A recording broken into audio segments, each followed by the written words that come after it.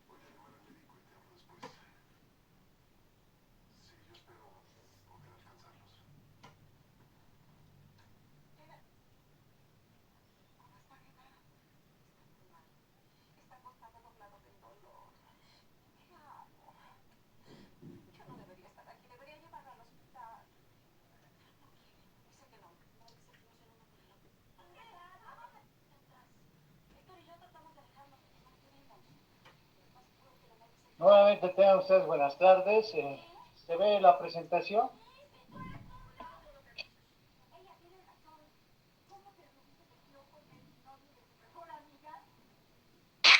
Sí, doctor, buenas tardes. Muchas gracias, muy amable.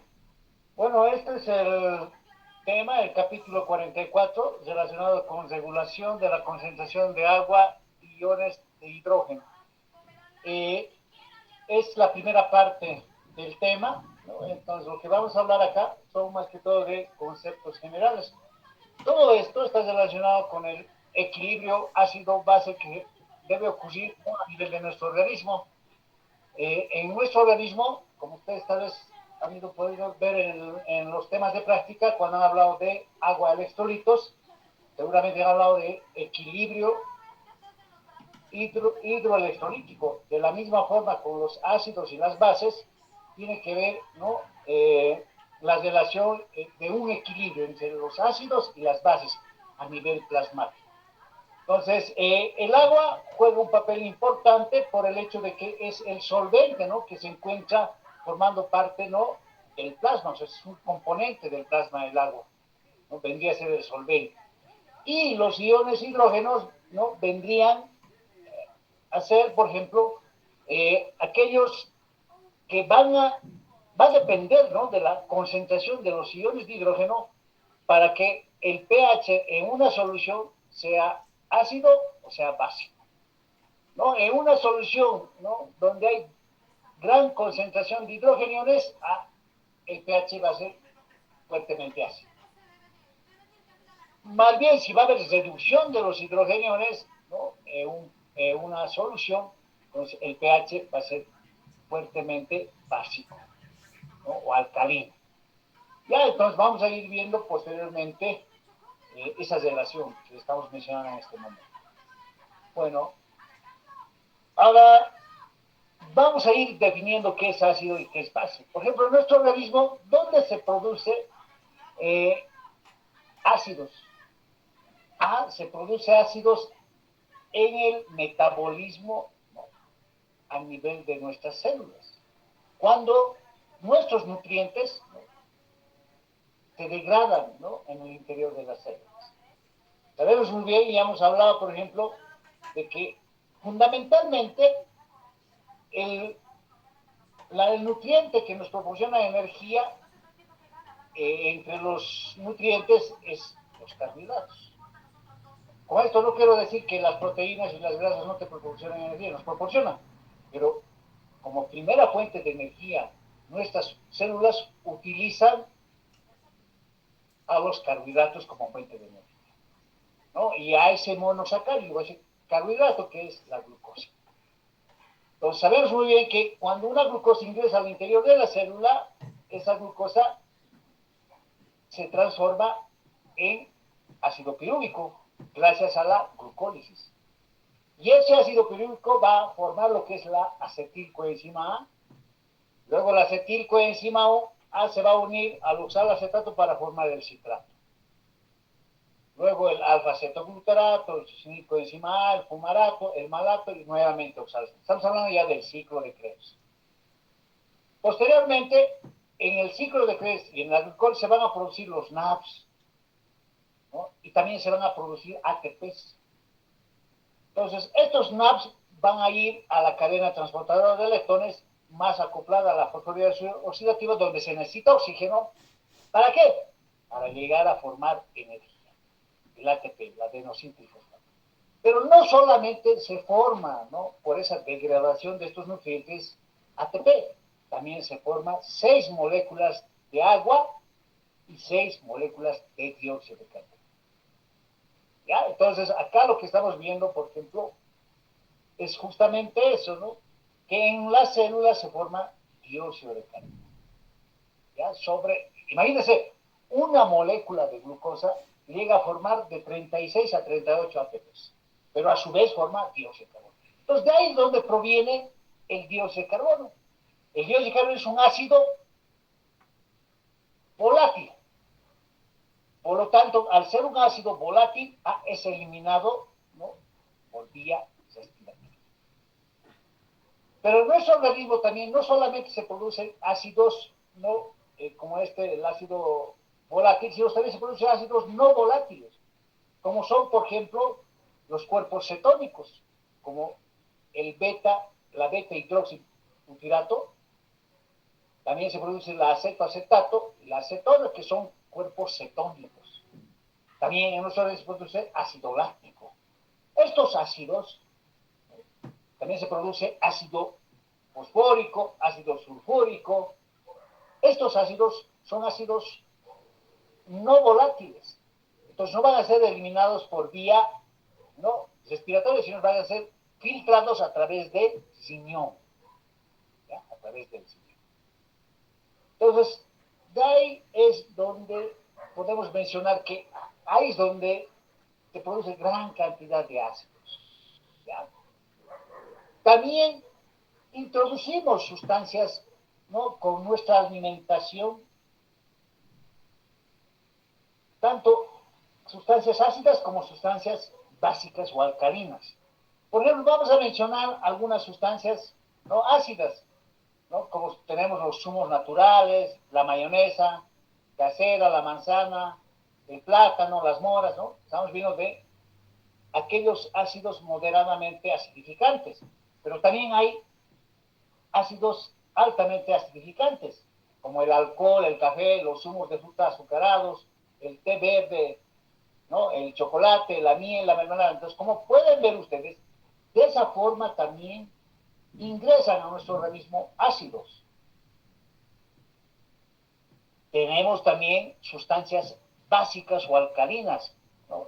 Y podemos mencionar, por ejemplo, muy alcalinizantes, el pepino, las espinacas, el brócoli, almendras crudas, el pomelo, la lima, el limón.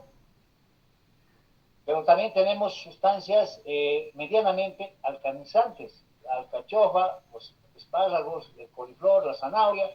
Entonces, con esto, ¿qué quiero indicar? Que a su vez producimos ácidos en nuestro organismo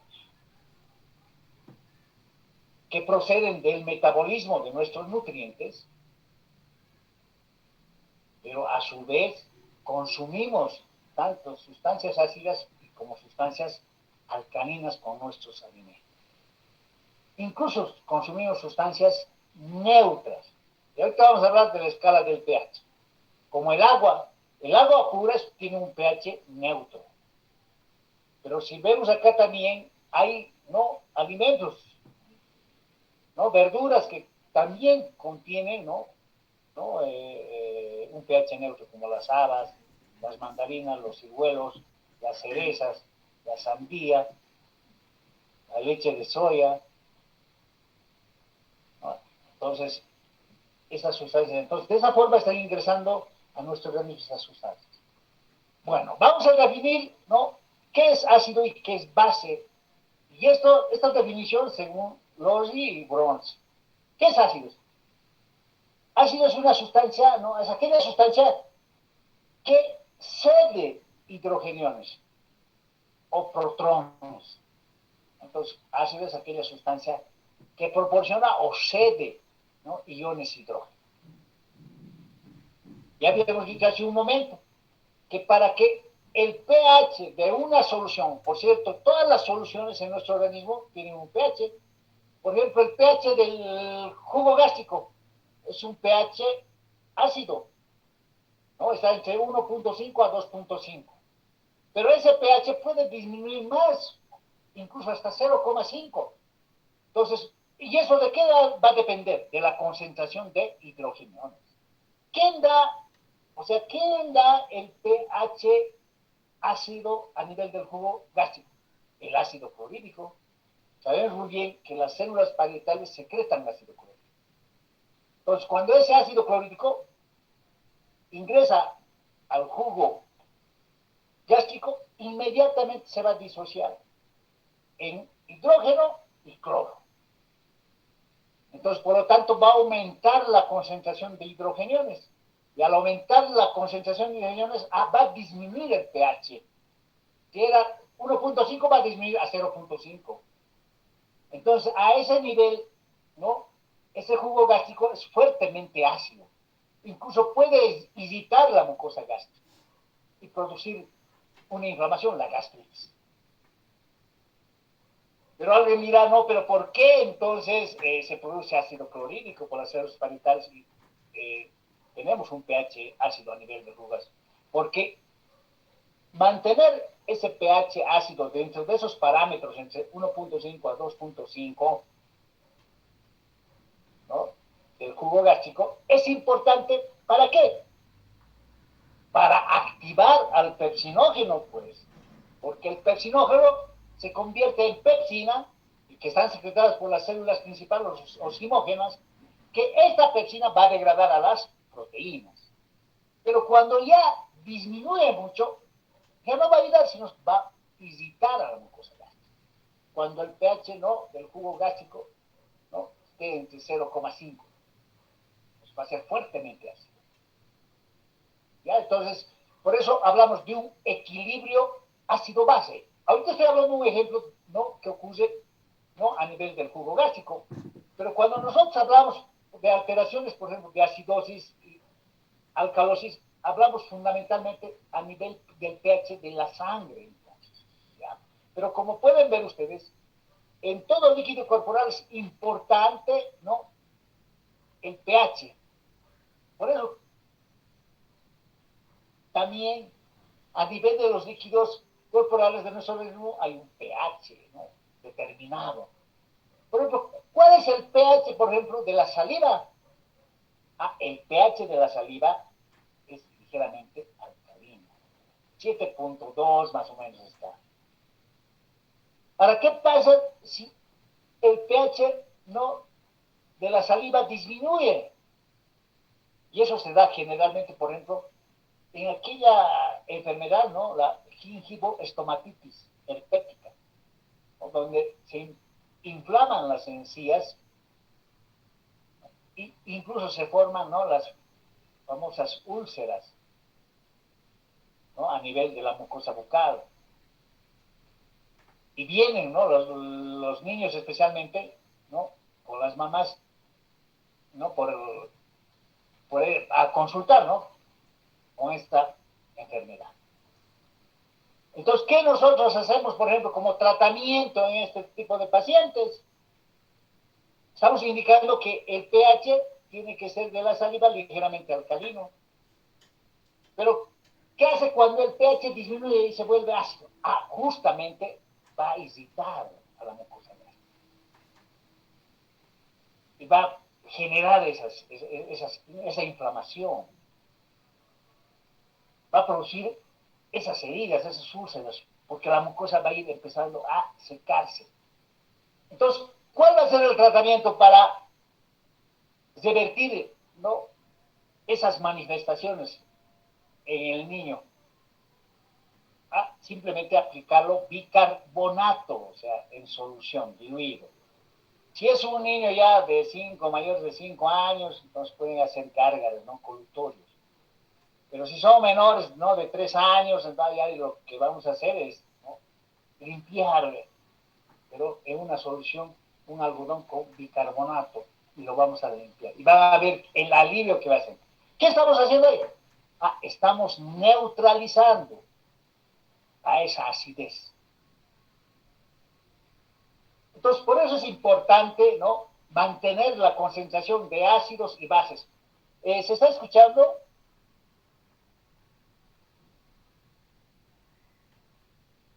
Sí, doctor. Ya, por favor, gracias por confirmar. Bueno, entonces, por eso es importante mantener, ¿no?, la concentración de ácidos y bases dentro de un equilibrio. Bases, ¿qué es bases? Solamente es aquella sustancia que acepta, ¿no?, los hidrogeniones o los protones.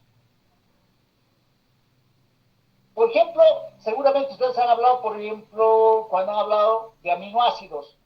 Los aminoácidos tienen dos grupos, ¿no?, funcionales, que son el ácido carboxílico y el grupo amino. Cuando no están ionizados, ¿no?, estos aminoácidos, y sabemos que también el aminoácido tiene la cadena lateral, ¿no?, o el radical alquilo más el carbono alfa, ¿no? Entonces, ¿qué es lo que ocurre? Por ejemplo, cuando el aminoácido no está ionizado, y cuando hablamos de ionizado, cuando adquieren cargas, ¿no?, positivas y negativas. El ácido carboxílico está, ¿no?, con su respectivo hidrógeno, o sea, carbono, 2 oxígenos y un hidrógeno. El grupo amino está con sus 2 hidrógenos más el nitrógeno. Esa es la forma cuando los dos aminoácidos, o sea, cuando el aminoácido no está ionizado. Pero, ¿qué ocurre cuando el aminoácido está ionizado? O sea, cuando adquiere cargas. Del grupo carboxilo pierde el hidrógeno y por lo tanto adquiere una carga negativa. Entonces ahí estamos hablando que es ácido, el ácido carboxílico, ¿no? Está cediendo, está perdiendo hidrógeno o está proporcionando hidrógeno. Pero ese hidrógeno, ¿dónde va a ir? Va a ir al grupo amino.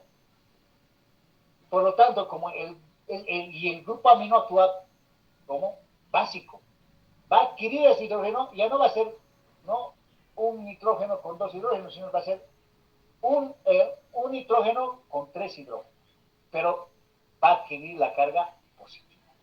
Igual los aminoácidos actúan, ¿no? ¿No? Tienen, pues por eso los aminoácidos también, junto a las proteínas, son amortiguadores del pH. ¿Ya? Justamente por esa acción que tiene el grupo carboxilo y el grupo amino. Bueno, entonces la base son aquellas sustancias que aceptan los hidrogenos, aceptan los protones. Ya vamos a ver posteriormente cómo al final. Bueno, acá volvemos a repetir si son aquellas sustancias capaces de ceder hidrogenos, bases aquellas sustancias capaces de aceptar hidrogenos. Como pueden ir viendo, las diferentes soluciones o líquidos corporales de nuestro organismo tienen un pH. ¿No? Entonces, por ejemplo, el pH de la orina es entre 4.5 a 7.8. ¿No? En un momento es ácido y en otro momento es levemente alcalino. Pero si es muy alcalino, allá, ¿no? Puede estar de por medio tal vez una infección urinaria. El pH de la sangre, este es el pH que sí, en base a esta situación vamos a realizar, ¿no? Ejercicios, ¿no? Por eso es importante mantener este pH dentro de parámetros normales a nivel plasmático, a nivel de la sangre, entre 7.35 a 4.5, 4. A 7.45. Eso es el, ¿no? Ese es el valor en el cual se debe mantener, el valor normal, vamos a decir. Pero a nivel de la piel encontramos un pH de 5.5, a nivel de la saliva, ¿no? A 6.5 a 7.2, como decía, ¿no? Entonces, ese es el rango. Entonces, cuando se produce, les decía, se vuelve fuertemente ácido, entonces estaría por debajo de 6.5 el pH a nivel de la saliva. La bilis, por ejemplo, tiene un pH de 7.5 a 8.5. Y sabes muy bien que la bilis no va, ¿no?, hacia el intestino delgado. ¿No? Entonces, a nivel del intestino delgado, ¿no?, la bilis, sabes muy bien que es importante para la degradación de las grasas.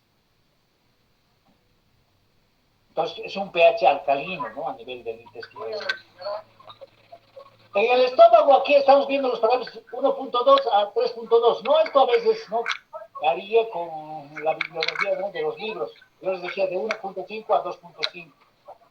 ¿No? Entonces, si bajaría por debajo de 1.2, ya estamos hablando que a nivel del jugo gástrico, ese pH es fuertemente ácido. Pues así podríamos ir mencionando. Por favor, puede apagar su micrófono, está activado.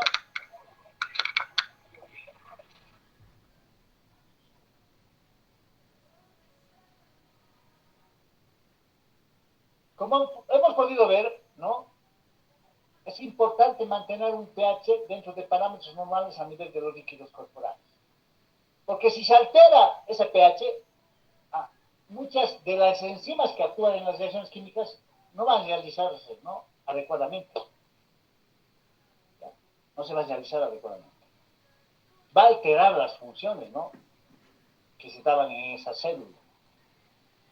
Pero también es bueno diferenciar que dentro de los ácidos y dentro de las bases hay ácidos fuertes y ácidos débiles. Igual, hay bases fuertes y hay bases débiles. Entonces, por ejemplo, vamos a hablar que el ácido clorhídrico, aquí también lo tenemos, el ácido clorhídrico, es un ácido fuerte. Habíamos mencionado, por ejemplo, cuando el ácido clorhídrico, que es a nivel del jugo gástrico, es producida por las células parietales, inmediatamente que entra a un líquido, ¿no?, y el líquido es el agua, inmediatamente se va a disociar en hidrógeno y cloro. Entonces, si hay gran cantidad de ácido clorhídrico y se disocia, pues va a también aumentar la concentración de hidrogeniones. Por eso que, ¿no?, se puede volver ese pH del jugo gástrico fuertemente ácido. Una vez disociada, ¿no?, aquí está esta concentración de hidrogenes, pero también tenemos una base conjugada que vendría a ser, ¿no?, el cloruro, o sea, el cloro. Que está ahí. Muchas veces, por ejemplo, para tratar de amortiguar esta situación, o sea, en el caso, por ejemplo, de las gastritis, utilizamos como tratamiento los antiácidos, ¿no? ¿Y qué antiácido fundamentalmente utilizamos? El hidróxido de aluminio. Entonces, y viene en suspensión, entonces, el paciente o la paciente no toma el hidróxido de aluminio en esa suspensión, inmediatamente no que llega al jugo gástrico, ese dióxido de aluminio se va a descomponer, se va a disociar. Igual como acá se ha disociado, ¿no? El ácido clorhídrico en hidrógeno y cloro. El hidróxido de aluminio se va a disociar en aluminio y oxidrio. Entonces, ¿qué va a pasar con el? O sea, ¿para qué? Para neutralizar, porque hay, ¿no? Para neutralizar esa fuerte acidez que está existiendo en el jugo gástrico. Entonces, ¿qué va a pasar con el aluminio? Se va a unir al cloro, va a formar una sal, ¿no? El cloruro de aluminio.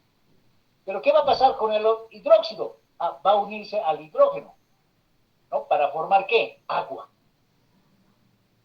Entonces, al formar agua, o sea, ya no va a haber, ¿no?, gran concentración de hidrogenados, por lo tanto, el pH va a volver dentro de sus parámetros normales, ¿no?, a nivel del jugo gástrico. Lo estoy neutralizando. Entonces, acá estamos haciendo la diferencia de dos tipos de ácidos, por ejemplo, fuertes y ácidos débiles. Por ejemplo, un ácido fuerte que estamos poniendo como ejemplo, como pueden ver, hay varios ácidos fuertes. Entonces, el ácido sulfúrico también es un ácido fuerte. El ácido nítrico es igual a un ácido fuerte. Que estos, ¿no?, el ácido sulfúrico, el ácido nítrico, sí, ¿no?, se producen en nuestro organismo, sí hay ese tipo de sustancias químicas en nuestro organismo. Pero un ácido débil no es el ácido carbónico, por ejemplo, ¿no? Y ahorita vamos a ver, por ejemplo, para poder regular el pH en las soluciones, necesitamos de sistemas amortiguadores o buffers, ¿ya? Los vamos a ver enseguida. Entonces, si vemos también otro ácido débil es el ácido fosfórico. Por eso que el ácido carbónico y el ácido fosfórico son amortiguadores del pH. Entonces, vamos a ver ahorita una imagen, ¿ya? Entonces, estamos haciendo la diferencia de que los ácidos fuertes son aquellas sustancias químicas que liberan gran cantidad de hidrogeniones. ¿Ya? Gran cantidad de hidrogeniones. En cambio, los ácidos débiles son los que liberan menor cantidad de hidrogeniones. Entonces, como liberan menor cantidad de hidrogeniones, van a hacer que el pH no varíe. Pero en cambio, los ácidos fuertes, como liberan gran cantidad de hidrogeniones, va a hacer que varíen el pH, ¿ya?, en una solución. Entonces, por eso es importante comprender que es un ácido fuerte y que es un ácido débil. De la misma forma, las bases. Dentro de las bases, por ejemplo, ¿no?, tenemos varias. Generalmente están relacionadas las bases con la tabla periódica, ¿no?, de metales, ¿no?, de las que tienen, ¿no?, la valencia de 1. ¿No? Entonces, con eso está relacionado. Entonces, dentro de esto, por ejemplo, tenemos el potasio, el hidróxido de potasio. Tenemos el hidróxido de bario, el hidróxido de sodio, ¿no?, el hidróxido de calcio, que los que estoy mencionando son los que más, ¿no?, cumplen, ¿no?, funciones en nuestro organismo, porque ¿cómo nosotros, en qué ingresa sodio? Con la sal, ¿no?, que es el cloruro de sodio. Pues con la sal está ingresando, ¿no?, a nuestro organismo sodio. Pero también sabemos muy bien, ¿no?, todo lo que ingresa tiene que ser eliminado. Por eso cuando ustedes han hablado, por ejemplo, seguramente de equilibrio hídrico, electrolítico, pues han hablado, ¿no?, o del agua, han hablado qué cantidad de agua uno debe consumir diariamente, cuál es su necesidad basal de agua en 24 horas, cuál es su necesidad basal de sodio en 24 horas, ¿no?, de potasio y de cloro. Pues seguramente han hablado ahí. Porque si excedemos, ¿no?, con la concentración de sodio, por ejemplo, y sabes muy bien, cuando hablamos de sodio también tenemos que hablar del agua, ¿no? Cuando consumimos nosotros un alimento salado, posterior a eso, ¿qué manifestación tenemos? Sed.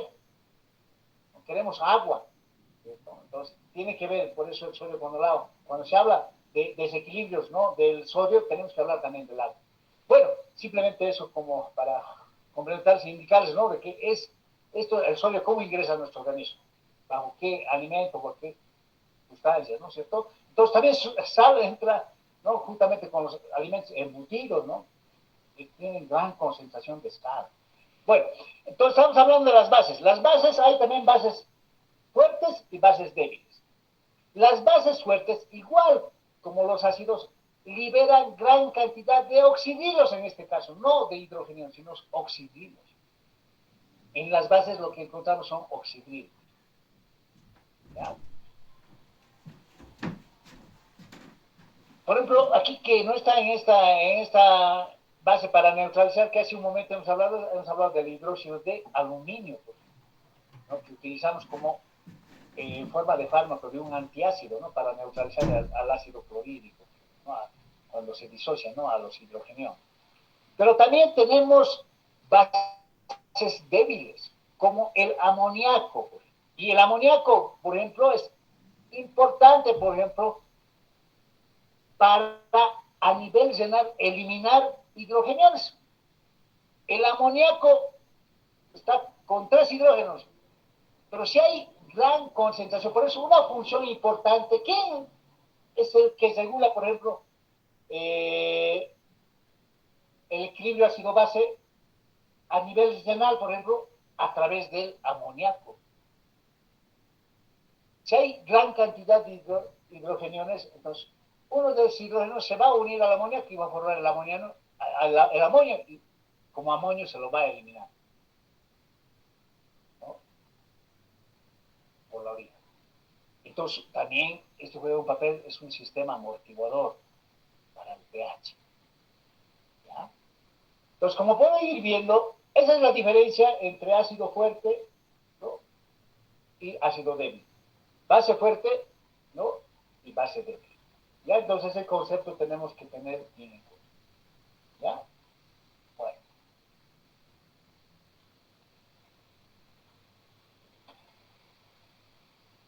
Entonces, aquí estamos viendo, por ejemplo, un ácido fuerte, que es el ácido clorhídrico. Cuando se disocia, ¿no?, vamos a obtener hidrógenos y cloro. Pero ¿cuál va a ser el detalle de esto? O sea, aumenta la concentración de hidrogeniones y puede producir a nivel de ese líquido mayor acidez. Pero ¿cuál es la particularidad también de estos ácidos fuertes? Que este hidrógeno no va a volverse nuevamente a unir, ¿no?, al cloro. Entonces, por lo tanto, va a haber mayor acidez, o sea, por eso va a haber mayor concentración de hidrógeno. Pero ¿qué va a ocurrir con un ácido débil? En este caso tenemos un ácido débil, el ácido carbónico. Cuando se disocia o se descompone este ácido carbónico, se va a disociar en hidrógeno y carbonato. Pero este hidrógeno nuevamente puede unirse al bicarbonato y para formar nuevamente el ácido carbónico. Aquí estamos hablando de una reacción reversible. ¿Ya? Entonces, como pueden ir viendo, entonces, de esa forma la concentración de hidrógenos va a disminuir, ¿no es cierto? Porque este hidrógeno nuevamente se une al bicarbonato para formar nuevamente ácido carbónico. Pues esa particularidad también tiene, ¿no?, la diferenciación entre un ácido fuerte y un ácido débil. El agua, por ejemplo, que es el solvente universal, actúa como electrolito a nivel de los líquidos corporales. El agua también se puede disociar, ¿no? Se puede disociar, por ejemplo, ¿no?, el agua se disocia, por ejemplo, en hidrógeno y oxígeno. Que si sumamos esto, igual nos da agua. Pero, sabemos muy bien, ¿no?, que por eso hablamos que el pH del agua tiene un pH neutro. ¿Qué quiere decir cuando hablamos de un pH neutro? En un pH neutro, la concentración de hidrogeniones y la concentración de oxígenos están en igual cantidad. Porque si aumentara la concentración de hidrogeniones, estaríamos hablando de acidez. Si aumentara la concentración de oxígenos, estaríamos hablando de acidez, alcalinidad, ¿no? O básico. Pero también, si dos moléculas de agua se disocian, ¿no? Si dos moléculas de agua se disocian, podemos llegar a formar, por ejemplo, lo que es el hidrógeno, que es solamente 3 hidrógenos con un oxígeno y oxígeno. Si dos moléculas de agua se disocian. Aquí solamente estamos viendo que se disocia una molécula, ¿no? Y forma hidrógeno y oxígeno. Pero si se disocian dos moléculas, ¿no? De agua, podemos formar, ¿no? Lo que es este hidrógeno, se llama hidrógeno cuando está el oxígeno con 3 hidrógenos y oxígeno. Este hidrógeno se puede separar, ¿no? En hidrógeno y agua. Pues, y aquí estamos hablando, por eso actúa como ácido y esto como básico. ¿Ya? Entonces, esa particularidad también tiene el agua, la disociación del agua. Aquí estamos hablando de la disociación del agua. ¿Ya? ¿Qué es el término de pH? ¿No? Algunos dicen, ¿no? pH es el potencial de hidrogeniones. Ahora, pH, lo más correcto tal vez decir es pH es igual a menos logaritmo a la concentración de hidrógeno. ¿Ya? Entonces va a depender mucho, ¿no? Para que una solución sea, ¿no? ácida o básica, nuevamente volvemos a repetir, de la concentración de hidrógeno. Entonces pH es el potencial de hidrógenos, ¿no? O si no, es igual a menos el logaritmo de la concentración de hidrógeno. La concentración de hidrogeniones, por ejemplo, en una persona sana, ¿no? alcanza más o menos 40 nanomoles litro en el plasma.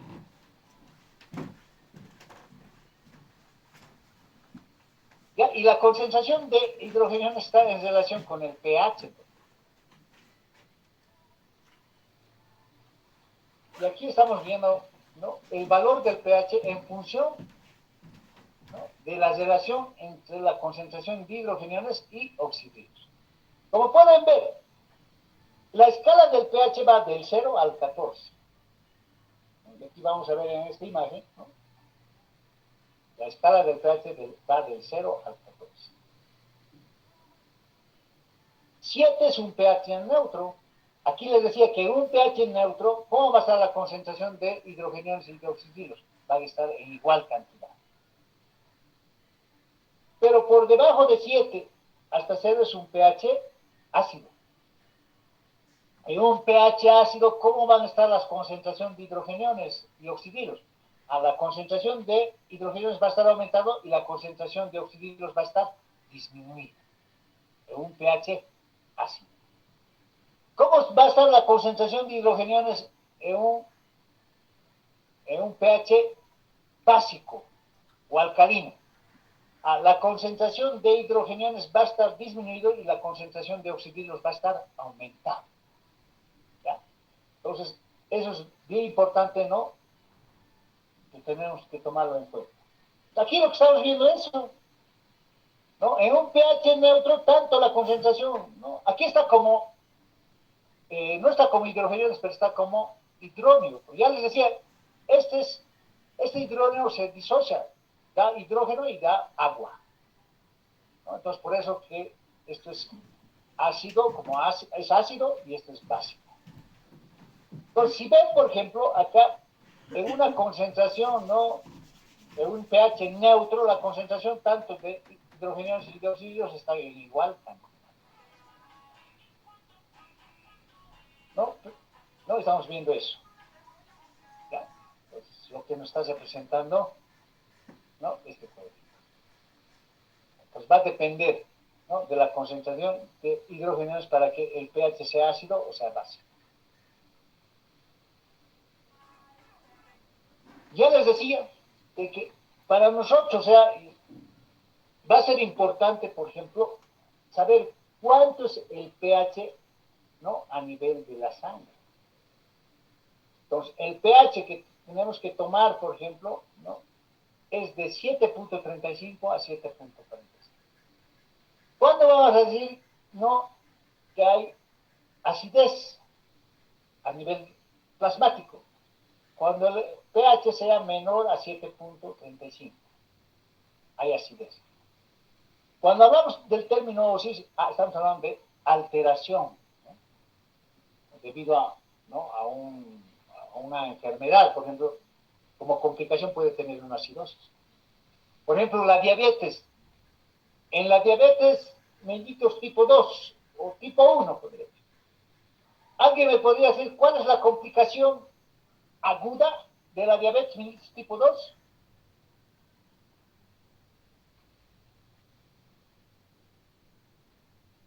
Sabemos muy bien que la diabetes tiene complicaciones agudas y tiene crónicas. Y las crónicas se les clasifica como microvasculares y macrovasculares. Pero estamos hablando de complicaciones agudas, ¿no? ¿Alguien me puede decir, en la diabetes mellitus tipo 1, cuál es su complicación aguda?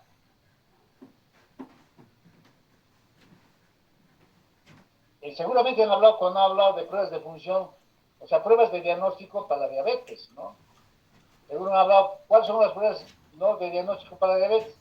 La hemoglobina glicosilada, una de las pruebas, la glicemia en ayunas, han hablado seguramente de la glucemia al azar o postprandial, han hablado seguro de la sobrecarga oral de la glucosa, y han hecho la práctica seguramente. ¿Cuál será la complicación aguda de la diabetes mellitus tipo 1? La insulinodependiente. La cetoacidosis diabética, ¿no? Entonces el paciente por esa complicación puede llegar al coma, ¿no?, el coma cetoacidótico diabético. Entonces, un paciente, ¿no?, con ese diagnóstico, entonces su pH está disminuido. ¿Y por qué se está presentando la acidosis? O sea, está habiendo ahí exceso de ácidos, ¿no?, exceso de ácidos. Pues como hay exceso de ácidos, o sea, ¿qué ácidos? El ácido beta hidroxibutirato, que es ácido, es el cuerpo cetónico, es un ácido. La acetoacetato, la acetona, incluso la acetona, ¿no?, que tiene un aliento a manzana podrida y se elimina, esa sí se elimina por vía respiratoria. Por eso ese tipo de pacientes cuando están con un coma cetoacidosis tienen, ¿no?, ese aliento a manzana podrida y se lo siente, ¿no?, porque por la vía respiratoria se elimina la acetona. Entonces estaríamos hablando ya de acidosis, ¿no?, acidosis metabólica, ¿no? Ahora, por encima de 7.45, ¿no?, estamos hablando de alcalosis, ¿no?, alcalosis. Se puede presentar, por ejemplo, alcalosis, ¿no? Hay en casos de pacientes, por ejemplo, que llegan a la consulta y a emergencias, ¿no?, pacientes con histéricas, con síndrome conversivo, ¿no?, y llegan a emergencias, doctor, me voy a morir, me duele, doctor, aquí, me duele. ¿Y qué es lo que está presentando? Está hiperventilando. Y al hiperventilar está perdiendo gran cantidad de dióxido de carbono. Y a nivel sanguíneo va a disminuir el dióxido de carbono. Va a haber hipocapnia. Entonces, por eso se está presentando esa alcalosis respiratoria, ¿no? Entonces, no, tranquilamente. Por eso a veces cometemos ese error, y alguna vez también he cometido ese error, cuando lo primero, no, necesito oxígeno, oxígeno, bro, doctor, oxígeno, me estoy muriendo, me estoy ahogando, ¿no? Y en este caso, por ejemplo, si un paciente tiene alcalosis respiratoria, no, pues no tenemos que proporcionar oxígeno, porque esa manifestación que está padeciendo es por hiperventilación, porque y al hiperventilar está perdiendo gran cantidad de dióxido de carbono. Y por eso a veces no sienten que se presentan calambres, ¿no? Y eso también ocurre, por ejemplo, en pacientes que están en trabajo de parto, ¿no? Por el dolor, no respiran bien, hiperventilan. Me duele, ¿no? Entonces, y ahí, ¿no? Lo que se presenta, la tos. Y después, se me está encogiendo mi pie, así, ¿no? Y a veces no, lo que no es darle oxígeno, sino es simplemente una bolsita para que respire profundo y al respirar, o sea, vuelva nuevamente el dióxido de carbono hacia su organismo, hacia la sangre y ya se vaya normalizando.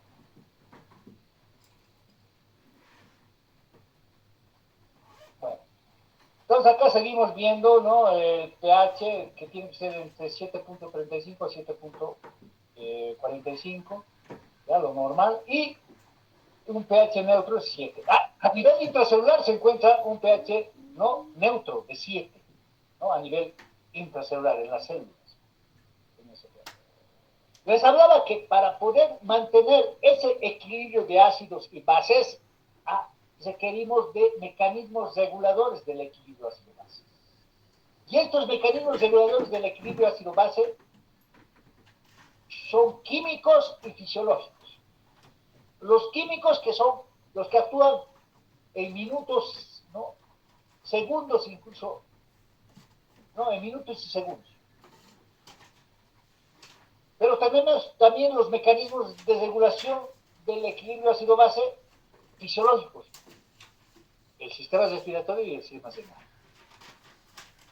Ojo que estos actúan ¿no? En conjunto, no van separados, en conjunto. Entonces, esto seguramente el día de mañana ¿no? van a empezar a hablar ¿no? de estos equilibrios, desequilibrios ácido-básicos. ¿no? Hablarán de los trastornos, ¿no? Estos no son enfermedades, son trastornos, por si acaso son complicaciones que se presentan cuando una enfermedad de base está descompensada, como en el caso hemos mencionado la diabetes, por ejemplo. La diabetes mellitus, ¿no? Pues está descompensada, ya está llegando el paciente en coma y ya está presentando acidosis. No solamente va a presentar desequilibrio ácido-base ese paciente en coma por la cetoacidosis diabética, también va a presentar deshidratación, ¿no? Va a haber también un desequilibrio hidroelectrolítico, ¿no? Entonces, son tanto el desequilibrio hidroelectrolítico y el desequilibrio ácido-base son complicaciones, son trastornos, no son enfermedades. Eso tienen que tenerlo bien claro. Acá, por ejemplo, vemos ¿no? sustancias ¿no? que, como el bicarbonato de sodio, por ejemplo, ¿cómo va a neutralizar ¿no? al ácido clorhídrico? Por ejemplo, cuando hay acidez, o en el caso de una acidosis metabólica, ¿qué se administra a los pacientes? Bicarbonato de sodio, ¿no? Para contrarrestar esa acidez, ¿no? Esa acidosis. ¿no? Y aquí estamos viendo cómo, por ejemplo, el bicarbonato de sodio está neutralizando al ácido clorhídrico. ¿No? ¿Qué estamos llegando a formar? O sea, una sal, el cloruro de sodio, ¿no? Con el cloro, el sodio viene a formar una sal. Pero el bicarbonato, ¿no? Se va a unir a este hidrógeno y va a formar un ácido débil, que libera menos cantidad de hidrogeniones. Estamos neutralizando. ¿No? Aquí de un ácido estamos hablando. Aquí, por ejemplo, mirad, el ácido carbónico. Es un ácido débil, pero ¿cómo va a neutralizar a una base? ¿No? Que una base es el hidróxido de sodio.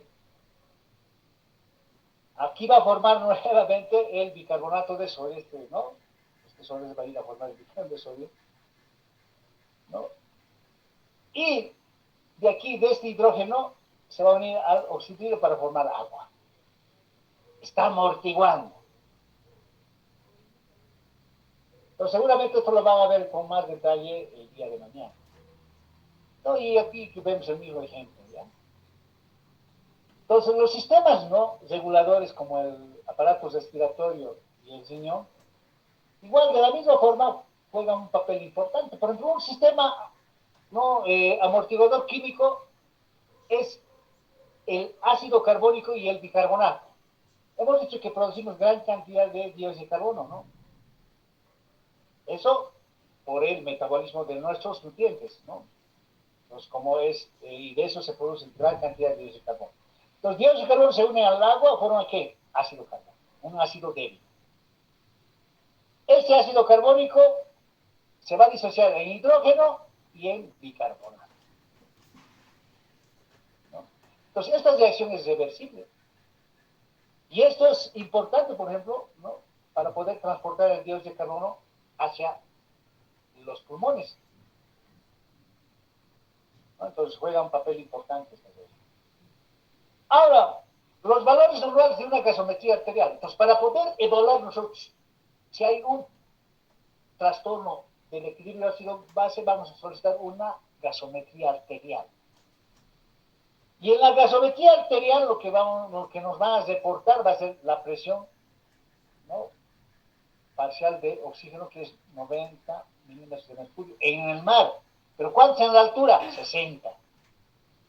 La saturación de la hemoglobina es 97 a nivel del mar, en la altura 90%.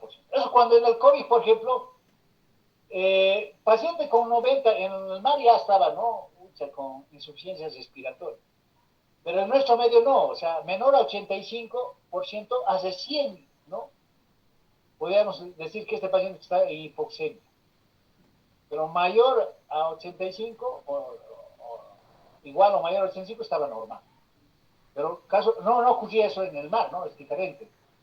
Entonces se maneja otros valores. Igual, la presión parcial de dióxido de carbono en el mar es 40 milímetros de mercurio, pero en la altura es 30 milímetros.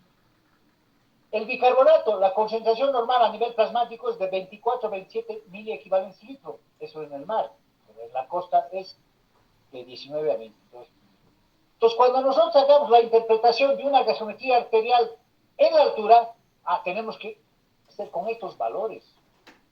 Con estos valores. Y para terminar ya, simplemente decirles, ¿no? Dentro de los trastornos, ¿no? Del equilibrio ácido-base, tenemos, ¿no? La acidosis, que puede ser metabólica, respiratoria, la alcalosis metabólica, respiratoria. Seguramente el día de mañana van a profundizar sobre la interpretación de las gasometrías y hablar, ¿no? De la acidosis y de la alcalosis. Muchas gracias por su... Muchas gracias.